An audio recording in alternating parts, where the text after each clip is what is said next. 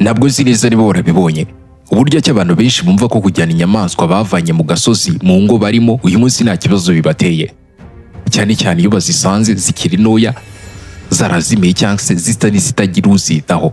Ariko kuri nuko icyo gikorwa gishobora guteza ingaruka zikomeye cyane. Mu bice bitandukanye by'isi hari abantu bafashe inyamaswa zo mu gasozi bazijyana iwabo, barazigaburira kandi bafite abaturage bishwe n'inzara, barazimenyereza kandi barazimenyera, ndetse bazifata nk'amatungo yo mu rugo yabo bwite. Nyamara uko izi nyamaswa zagendaga zikura gake gake, kamere yazo kavukire nayo yagendaga igaragara neza, byageze aho zimwe zitangira kugira imyitwarire y'ubukana no kutumvira abazizanye, bituma ziba ikibazo gikomeye ku bantu bazororaga. Hari n'ababihombeyemo ubuzima cyangwa se bagakomereka bikabije nk'abo tugiye kuvuga, nyuma yo kwizera ko bashobora kugenzura inyamaswa zifite kamere yo mu gasozi. Bamwe bati iyi pusi yaraye hanze iba yitwa inuro. Ku mwanya wa 10 mureke duhere kuri uyu mukobwa yitwa Blacklin Curry. Igihe yari afite imyaka 22 y'amavuko, ubuzima bwe bwari buri kugenda neza mu buryo bugaragara. Uyu mukobwa yari umunyamideli uzwi cyane, anasiganwa ku bibaho by'amapine bigezweho, ubwo bavuga skate.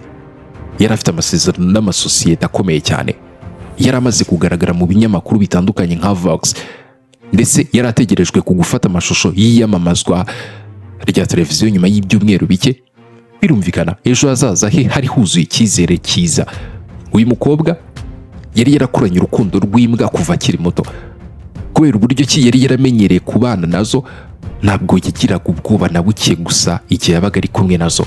Igihe yigeze kujya gusura mubyara we muri Arizona, yasa kundi bwa yari ituye muri urwo rugo cyane. Mu minsi yamaze ahari barakinaga kenshi, bakamarana igihe kinini, ku buryo yumvaga baramenyanye neza nta kibazo kiri hagati. Yabonaga ari indi mbwa nyine isanzwe iri aho ngaho, nta na rimwe yigeze atekereza ko ishobora kumugirira nabi cyangwa se kuba yamurya. Ariko umunsi umwe ibintu byarahindutse, nawe wabashije kumenya icyabiteye. Ariko imbwa yahise imusimbukira mu maso basa nkaho bari gukina, yamufashe mu munwa no ku zuru neza, ikomeza kumunyeganyeza nkaho rwose iri gukurura igikinisho. Bamaze kuyimukiza, yari imaze kumuca umunwa we hejuru ndetse n'igice cy'izuru. Ntabwo nzi neza niba uri kumva icyo kintu. Mu ntangiriro we yatekerezaga ko yakomeretse byoroheje nyine biraho, ariko ageze kwa muganga yamenye ko uburemere bw'ibyamubayeho hari ikintu kiri hejuru. Yigeze kugira ati, mbere nahoraga mpangayikishijwe n'utuntu duto tutari dufite agaciro. Uwo munsi nari nifite agasebe gato ku munwa wo hejuru kandi nkumva binera ipfunwe. Nyuma y'iminota mike ati, nasanze umunwa wanjye wo hejuru utakiriho nk'uko wari umeze. Wenda muri kubibona. Abaganga ntabwo bashoboye kongera kumusubiza umunwa wari waraciwe. Bamukoreye kubagwa inshuro 6. Bafata uruhu rw'imyakura cyangwa se ibice byo ku kuboko babyimurira ku munwa kugira ngo bongere bawubake nyine basanasane. Ibi byamusabye igihe kinini cyo kuvurwa no kwihangana mu buribwe bwinshi. Birumvikana umwuga wo kumurika imideli n'andi mahirwe yaramutegereje byose bihagarara umunsi kubera imbwa. Ikintu gitangaje kurushaho nuko atari yaratewe n'imbwa yo mu muhanda cyangwa se atigeze anamenya, ahubwo yari yambwa yamaze iminsi akunda kandi yizeye mu rugo, yumvaga rwose rufite umutekano. Tumuveho. Ku mwanya wa 9 hari inkuru y'uwitwa Brian Drake Jacks. Umunsi umwe yari ari gutembera mu ishyamba ryo muri Afurika. Yabonyemo inyamaswa, n'akanyamaswa gato kari konyine, nta nyina cyangwa se ikindi kimenyetso cyerekana ko hari ahantu kari katurutse cyari gihari. Yakekaga ko ari akana k'imbwa yo mu gasozi katawe cyangwa se kazimiye. Birumvikana yahisemo kugatwara akajyana iwe ngo akiteho. Ageze mu rugo nibwo yabonye ko katari akana k'imbwa, ahubwo yari akana k'impyisi. Kubera ko yari amaze kugakunda bidasubirwaho, yahisemo n'ubundi kugakomeza kukarera gutyo. Mu minsi ya mbere byose byagendaga neza, yarakagaburiraga, akagirira impuhwe, nako rwose karamumenyera cyane sinakubwira. Abamusuraga batangiye gutangazwa no kubona iyo mpyisi imwitwaraho nk'itungo risanzwe. Ariko uko yakomezaga gukura gake gake, kamere yayo yo mu gasozi yatangiye kwigaragaza. Imbaraga zose zatangiye kwiyongera mu buryo bwo hejuru. Kuyigenzura byarushijeho kugorana, kandi ntabwo yari igishaka kubaho nk'itungo ryororerwa mu rugo. Impyisi ikuzigira urwasaya rukomeye cyane ku buryo rushobora no kumenagura amagufwa mu buryo bugoye, ariko ikabikora mu buryo butagoye. Ikindi kigira mbi nuko rwose itihutira gutera, ibanza kureba igategereza igihe gikwiye hanyuma igatera. Umunsi umwe yahise yibasira Brian Drake Jacks. ntabwo ari gukina cyangwa se kumukomeretsa byoroheje, ahubwo yamuteye nk'inyamaswa yo mu gasozi yuzuye imbaraga. Icyo gihe nibwo Brian yasobanukiye ko urukundo n'uburyo yari yarayireze byose bitashoboraga guhindura kamere yayo. Nta yandi mahitamo yari afite uretse kuyisubiza mu ishyamba, nubwo yari yarayitayeho kuva ikiri akana. Amaherezo yayisubijeho ngo yibere nk'inyamaswa yo mu gasozi nk'izindi. Birashoboka ko nawe yarorokose gutyo. Ku mwanya wa 8 hari inkuru y'uwitwa Meltron. Umunsi umwe yari ari kugenda hafi y'umugezi, nawe rwose yabonye akana k'ingona kari konyine ku nkombe, nta yindi ngona cyangwa se nyina wako yari hafi. Aho kugasigaho yakajyanye iwe rwose pe. Yagerageje no kugaha izina rya Rambo, atangira kukarira nk'itungo rye. Imyaka agendaga yicuma, ako kana karakura gahinduka ingona nini, yari ifite uburebure bwa metero zirenga 1.5. Nyuma y'imyaka 15, abakozi b'ishami rishinzwe amashyamba muri Leta Zunze za Amerika bageziwe bamubwira ko ingona ishobora guteza abaturage ibyago, bityo kagomba kuyibashyikiriza. Icyo cyari icyemezo n'ubundi kitagomba kugirwaho impaka. Ariko uyu Mary yarabyanze yivuye inyuma rwose, ababwira ko yahitamo no gupfa aho gutandukana na Rambo we. Kuri we iyi ngona ntabwo yari ikiri inyamaswa yo mu gasozi gutyo, ahubwo yari yarabaye umwe mu bagize umuryango we bwite. Ntabwo yavugaga ibyo gutandukana na Rambo kagamije gutera impuhwe gusa, ahubwo yarabyiyemeje koko. Aho kwemera kwishyikiriza ubuyobozi, yahisemo kurega leta mu rukiko kugira ngo arwanire uburenganzira bwo kugomana iyi ngona. Urubanza rwarabaye kandi biratangaje uburyo ki yanarutsinze. Icyakora urukiko rwamwemereye kugumana na Rambo, rutegeka ko igihe cyose iyi ngona yagirira nabi umuntu ari uzabibazwa wenyine imbere y'amategeko, nta wundi rwose bazihanangiriza. Nta gusangira inshingano, byasabaga kwemera ikosa rimwe ry'ingona kurya mukururira ibihano bikomeye cyane. Nubwo byari bimeze bityo, yahise abyemera nta kuzuyaza. Ibi byagaragaje uburyo yari yarafashe Rambo nk'umwe mu bagize umuryango we bwite. Imyaka 15, ku mwanya wa 7 hari inkuru y'umuhungu wo muri Colombia. We yakundaga inzoka ku rwego rudasanzwe. Hari umuryango wari utuye mu cyaro cya Colombia wabonye inzoka inyura mu murima wari inyuma y'urugo rwabo. Muri icyo gihugu inzoka zisanzwe ziboneka cyane kubera amashyamba n'imirima myinshi. Abahinzi bazisanga mu mirima, mu bubiko bw'isarurwa, ndetse rimwe na rimwe zikinjira no mu nzu umuntu aryamye. Ni impamvu uyu muryango utigeze ugira ubwoba ubwo wabonaga iyi nzoka, kuko watekerezaga ko ari indi nzoka isanzwe nk'izindi. Ariko bari baribeshye. Iyi ari inzoka mu bwoko bwitwa Browns Python, ni imwe mu nzoka nini kandi zikomeye cyane ku isi. Icyo gihe ntabwo yari isanzwe ari nini cyane, kandi ikuze yashoboraga n'ubundi kugira ibiro bigera kuri 90, uburemere buruta bw'abagabo benshi bakuze. Banza urebe ibiro byawe. Ubukana bw'inzoka ntabwo bishingira cyane ku burozi, kuko nta burozi igira. Iyo yica yizigira ku muhigo wayo n'umubiri wayo wose, ikagenda iwukanyaga gahoro gahoro ishiramo umwuka. Uko umuhigo uhumeka usohora icyo nakita umwuka wayo wa nyuma, iyi nzoka ibirushaho kuwukomeza iwukandakanda neza gake gake, kugeza igihe umutima uba utagikubita neza n'ibihaha bikabura uburyo kibyaguka, bityo umuhigo ugapfa uzize kubura umwuka no gukandamizwa icyarimwe. Hari aho yagaragaye imirimongo zikuze, ndetse hari n'inkuru zemejwe z'abantu bakuze yishikabamira bose. Nubwo yari inyamaswa iteye ityo, uwo muryango warayiteruye uyinjiza mu nzu.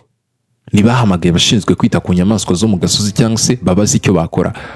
Bahisemo kwitunga nk'itungo risanzwe riri aho ngaho. Uwo muhungu wabo yari afite imyaka 7, yahise yikunda cyane bitavugwa. Ntibyatinze bibereye inshuti magara. Yararanaga nayo, akayitwara ku butugu ku manywa, ndetse akajyana nayo gukina hanze. Igiteye impungenge nuko ababyeyi be babirebaga buri munsi ntibagire ikintu babivugaho, bakumva nabirenze. Nta na rimwe bigeze bamubuza kuyegera cyangwa se ngo bamushyirire amabwiriza yo kwitandukanya nayo. Umwana muto yahoraga ari hafi y'inzoka ifite ibiro hafi 90, nyamara ababyeyi be ntibigeze bagaragaza impungenge naye. Igitangaje kurushaho nuko iyo nzoka itigeze imugirira nabi na rimwe. Ariko kugeza n'ubu nta muhanga mu by'inyamaswa zo mu gasozi cyangwa se undi wese wabona aya mashusho wabashije gusobanura impamvu itigeze imutera. Nicyo gituma iyi nkuru ikomeza gutera abantu benshi ubwoba. Ku mwanya wa 6 hari inkuru yitwa Bars. Aka ni akana k'ingurube yo mu gasozi. Mu kwezi kwa 12, 2021, Bars yari mu ishyamba.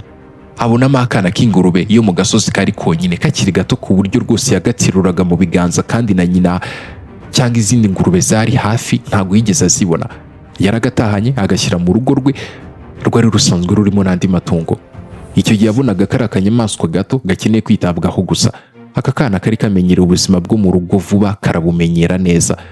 Mu byumweru bike kari gasigaye kagenda mu nzu nk'agatuyemo cyangwa se kayibayemo kuva kera, kakabana neza n'andi matungo, kakaryanana nayo kandi kakamenyera gahunda z'urugo neza. Barus yishimiraga uburyo ki yarokoye inyamaswa yari yarabuze umuntu yitaho, ariko ntiyari azi ko buri munsi inyamaswa yagendaga ihinduka. Akana k'ingurube yo mu gasozi n'ingurube nkuru yo muri ubwo bwoko. Ibi ni ibintu bibiri bitandukanye cyane. Uko yakomezaga gukura yatangiye kumera amenyo maremare, atyaye kandi ahitamye neza. Ayo si amenyo y'umutako, ahubwo ni intwaro yari ikomeye kuri ko. Niba iyo ngurube igoswe n'intare cyangwa se ingwe, iyakoresha ikubita mu nda ikayikomeretsa bikomeye. Ndetse n'izi nyamaswa zikomeye z'inkazi zitekereza kabiri mbere n'ubundi yo kuyitera, kuko ziba zizi ko n'ubundi ishobora kuzikomeretsa bikomeye. Hari n'igihe zihitamo n'ubundi kuyireka zikigendera. Ikindi ni uko iyi ngurube ishobora kwiruka ku muvuduko wa kilometero 48 mu isaha. Umuvuduko ubusanzwe mu gasozi, ariko mu rugo ushobora guteza ibyago bikomeye. Boris we yatekerezaga ko arira akana k'ingurube, nyamara mu by'ukuri yari ari gukururira mu rugo inyamaswa y'inkazi yo mu gasozi. Ku mwanya wa 5 hari inkuru y'Imana y'isabukuru yahindutse ikibazo.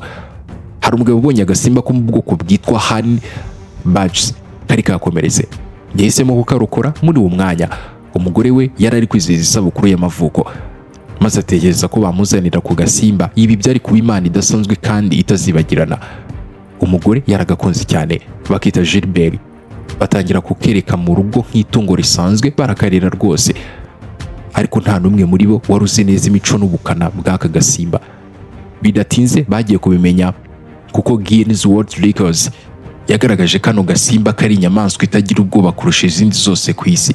Nivugwa nk'ifite ubukana burenze ubundi, ahubwo niyitinye kurusha izindi nyamaswa zose. Itandukaniro riri hagati yo kuba inyamaswa itagira ubwoba no kuba ari mbi ni ingenzi cyane. Inyamaswa idatinya ntigira umupaka w'icyo n'ubundi ishobora guhangana nacyo. Ntireba ubunini cyangwa se imbaraga by'uwo bahanganye nawe. Yifashe umwanzuro wo kurwana, irwana kugeza ku mwuka wa nyuma. Ibi byagaragaye neza ku gasimba ko mu bwoko bwa honey.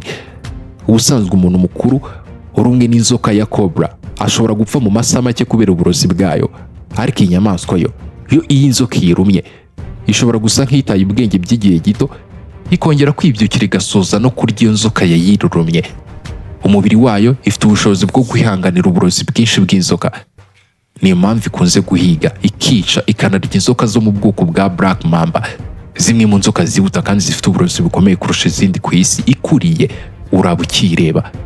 N'umubiri wayo wubatse mu buryo budasanzwe. Uruhu rwayo rurakomeye kandi ntabwo rufatanye cyane n'umubiri. Iyo iyi nyamaswa yifashe, ishobora kuyizungurukamo ikayirya itayirekuye. Akenshi inyamaswa zifashe zisanga arizo ziri kugabwaho igihero zitabitekerezaga. Gilbert wacu ntabwo yari yonyine muri uwo muryango wabarereye. Uko imyaka yagendaga ishira, bakomeje kuzana izindi nyamaswa zo muri ubwo bwoko, kugeza ubwo urugo rwabo rwabaye nk'ahantu huzuye neza izi nyamaswa nyinshi. Uko ziyongeraga ni nako zangizaga ibintu. Urusaku n'ibyago byagendaga byiyongera. Ku mwanya wa 4 hari inkuru y'ingona yitwa Kojaka. Hari umuryango wibera mu gihugu cya Indonesia wabonye ingona, uhitamo kuyijyana mu rugo. Ntibayisize mu mbuga gusa, ahubwo bayubakiye ikidendezi cyihariye mu rugo kugira ngo ibe ari he yibera. Ibi byari ibikorwa bitari bisanzwe, ku buryo nta rwiyemezamirimo rwo muri ako gace rwari rwarigeze rwubaka ikidendezi cyagenewe guturwamo ingona. Bayise Kojaka. Kuva uwo munsi ibimwe mu zigize ubuzima bw'umuryango. Gusa hari ikintu kigoye kumenyekana ku ngona. Izi nyamaswa zimaze imyaka irenga miliyoni 200 zibaho ku isi. Zarokose ibihe byarimbuye ibisimba binini bya kera, kandi kuva icyo gihe ntabwo zigeze zinduka cyane, kuko zisanzwe zifite ubushobozi buhagije bwo kubaho no guhiga. Umwihariko wazo ni ukwica. Ingona ntabwo ishobora gutozwa ngo zihindure kamere yazo nk'imbwa cyangwa se andi matungo mwabonye gutyo. Ntabwo zikunda abantu na gake, kandi nizimenya neza abazigiriye neza. Icyo zimenya ni ikintu kiri hafi yazo kigomba kurya, ikintu kimuga cyangwa se amahirwe yo gufata umuhigo.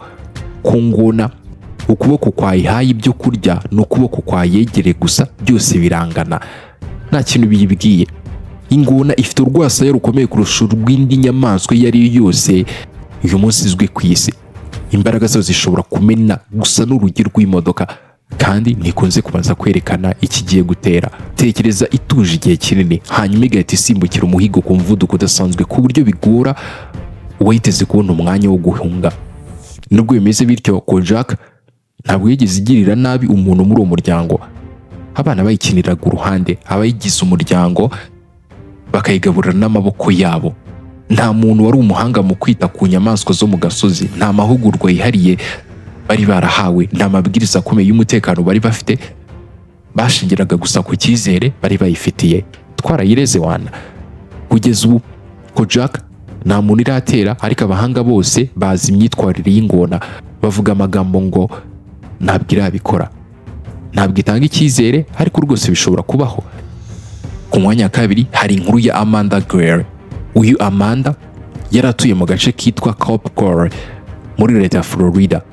Yararebye rwose ku gasimba uburyo kikavukaga, maze ahitamo kukajyana iwe ngo abashe kukarira.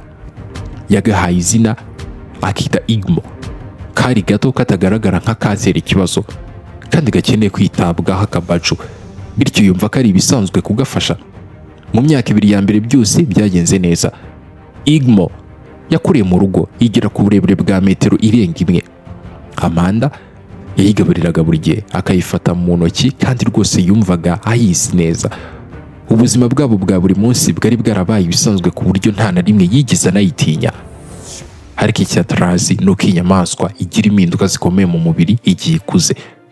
Izi mpinduka zihindura imyitwarire yayo, kandi ntabwo zishingira ku buryo yorowe cyangwa se ku bantu imenyereye. Ya nyamaswa yari imaze imyaka 2 ituje ishobora guhita n'ubundi b'umunyarugomo, ikirinda hiri, kandi rwose igatangira gukora ibintu bitunguranye. Ni nako byagendekeye Igmo. Umunsi umwe yahise itera Amanda, nta kimenyetso cyabanje kugaragara. Nyuma y'amezi 2 gusa yongeye kumutera bwa kabiri. Ubwo yari ari kwigaburira nk'uko yabikoraga buri munsi, yahise imusimbukira mu maso yimushwanyaguza n'inzara zayo. Yaramukomerekeje hafi cyane y'ijisho ku buryo yiza kugenda nabi kurushaho, yashoboraga no kurikuramo. Byabaye ngombwa ko bamudoda ibikomere ndetse ajyanwa kwa muganga. Ibikomere biterwa n'iyo nyamaswa bikunda gukomera kuko inzara zayo zishwanyaguza uruhu cyane, kandi amenyo yayo aracyasiga ibisebe bifata igihe kirekire kugira ngo bikire. Ku mwanya wa mbere hari inkuru y'uwitwa Loxidot. Aka ni akana k'inzovu kitwaga Mayonda. Umunsi umwe Loxidot n'itsinda rari kumwe naryo bari hafi y'umugezi, babona akana k'inzovu kari guhangana n'umwuzure. Kari mu mazi menshi kandi rwose kari kagiye kurohama. Bagakuyemo kakiri kazima. Bashaka muri uwo mukombe wari uraho niba nta mubyeyi wako uhari, ariko wapi byari by'ubusa. Loxidot yahisemo kukajyana iwe akita Mayonda, agaha uburenganzira bwo kuzenguruka mu nzu hose. Kajyaga mu gikoni, mu cyumba cyo kuraramo, ku gisenge no mu bindi byumba byose, nta n'umwe kabushijwe kuba kajyayo. Abantu benshi bashoboraga kubona ibyo bidasanzwe, ariko Lox yarazi ko aka kana kari kamaze guhura n'agahinda gakomeye cyane. Inzovu ni imwe mu nyamaswa zifite amarangamutima akomeye kurusha izindi. Zirababara iyo zipfushije abo zibana nabo, zigahura n'agahinda ko gutandukana, kandi zigakunda abo zibanye nabo mu buryo bukomeye cyane.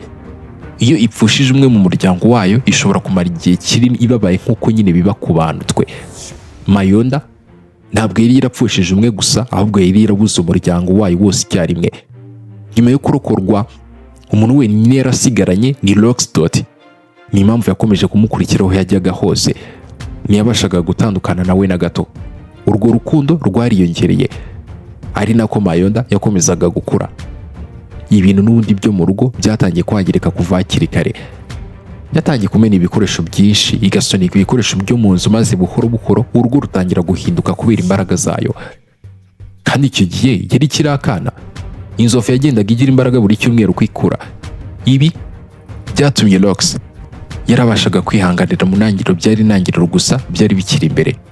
Ibyo Lox yabashaga kwihanganira mu ntangiriro byari intangiriro gusa, ibyari bikiri imbere. Ikintu cy'ingenzi muri iyi nkuru ni uko Mayonda atangizaga ibintu kubera ubugome cyangwa se uburakari. Yabikoraga kuko atarazi ubunini n'imbaraga z'umubiri we. Icyo yarazi gusa ni uko umwuzure wari waramwambuye umuryango we wose, kandi Lox yayikijije. Ari we muntu wenyine yarasigaranye nk'umuryango we. Uruvange rw'agahinda, urukundo rukomeye n'imbaraga zigenda ziyongera rero rwatumye iba mumwe mu nkuru zibabaje kandi ziremere kurusha izindi zose zari kuri uru rutonde, kuko yaramwangirije bitavugwa. Mwizera bingana iki inyamaswa ku buryo muzishyira mu rugo, mukazita amazina, mukazibera umuryango kugeza n'aho bamwe muri bo zibambuye ubuzima? Mureke dusubire mu nkuru zitangaje nk'izi mu biganiro by'ubutaha. Nk'ibisanzwe mwari kumwe nanjye Karekezi Isa.